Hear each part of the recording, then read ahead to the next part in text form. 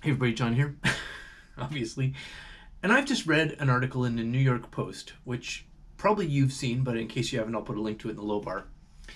It's about a bronze statue that's just been unveiled in New York City, and it's a life-size or slightly larger than life-size um, statue of a naked woman. She is athletic looking and of heroic proportions and nude, and has snakes for hair. So it's Medusa from Greek mythology, except the mythology has been turned on its head, turned upside down. Medusa is holding the severed head of Perseus, although it's in the description in the article, it doesn't say Perseus or it doesn't say the hero, it just says a man, and in the other hand holding a sword. Now, the mythology is Perseus, the heroic, the protagonist of the Greek mythology, slays Medusa, who is not a regular woman, is a goddess or a semi-god who embodies the aspect of nature that is feminine and is petrifying and destructive to male nature. Like the men freeze under the gaze of the woman and all that stuff. Men are transfixed. Men are turned to stone. I mean, those are metaphors. But anyway, this statue, bronze statue in New York City, is a nude, heroically proportioned woman, clearly being Medusa with the snakes for hair, and has severed in her hand a severed head of a man. And I think this is actually perfection. It is the perfect symbolic encapsulation of the present state of social discourse between men and women. And the article says the statue sends a hashtag #MeToo message.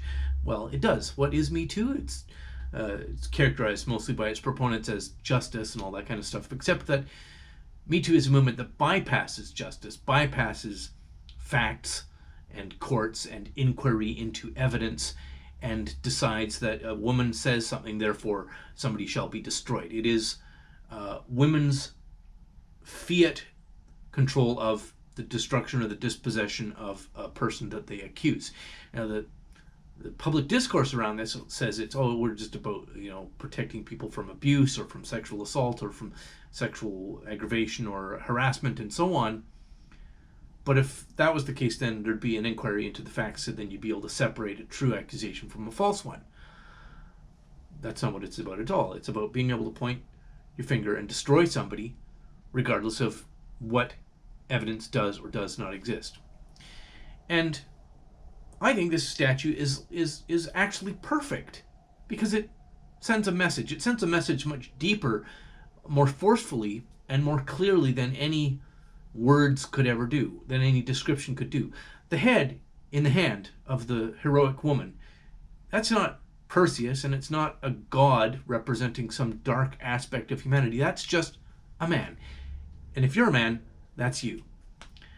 So I'm delighted that this statue is here, and do not be fooled when you see the picture. When you see this statue, do not be fooled that this is like a movie set of a dystopian science fiction movie, based on a novel of feminist supremacy or subjugation of men, made in the 1960s or 70s.